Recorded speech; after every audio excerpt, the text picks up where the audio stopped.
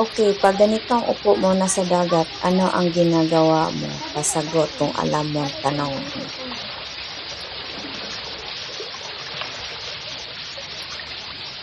O yung isa, papalapit din yan sa kanya. Tingnan natin kung anong mangyari sa kanya.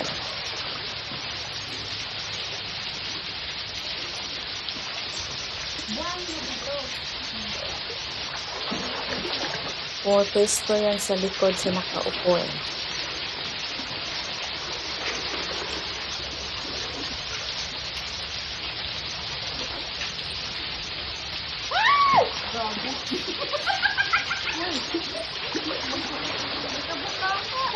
Ganon kalakas ang pressure sa waves sa harapan niya kaya siya ay nadala siya sa agos ng tubig ay istiihi. Ayun, dinaanan niya sa post at yun, dinidemo niya nung nangyari sa kanya. Tagpinto siya sa nangyari sa kanya. Siyempre, tawa lang ako. Ganyan naman talaga.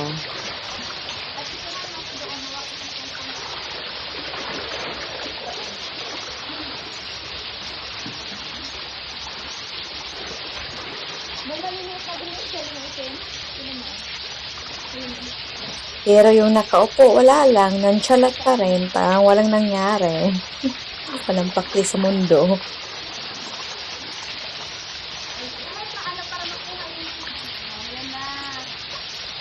Ayun, diskarte na niya. Kumukuha na siya ng shell. Parang hindi halata. Parang wala lang. Ganun lang. Normal. Life must go on.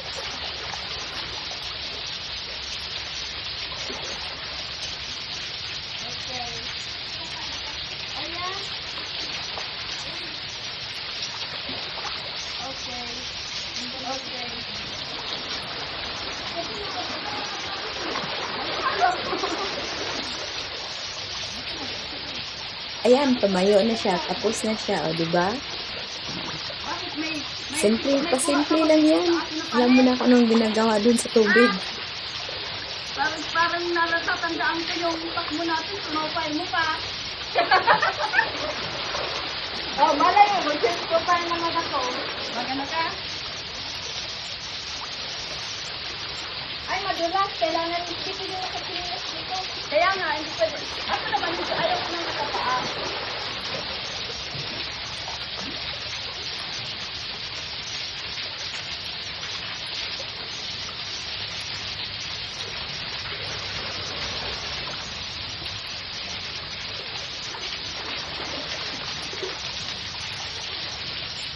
Okay na?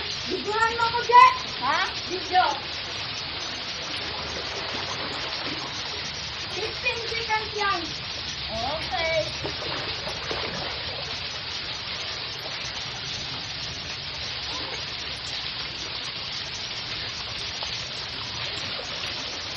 Ganito. Tapos picture. Hindi ako. Isama ko na.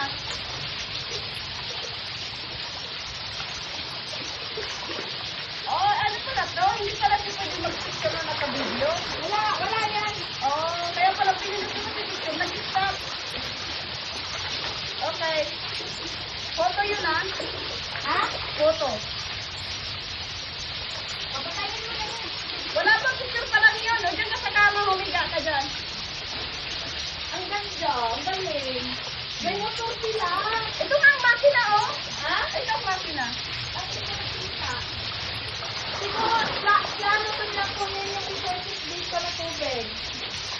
Ano yan? Nang bagyo siguro. Okay na.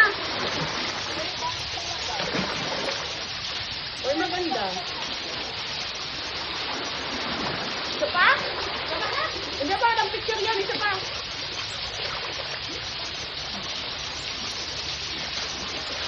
Okay.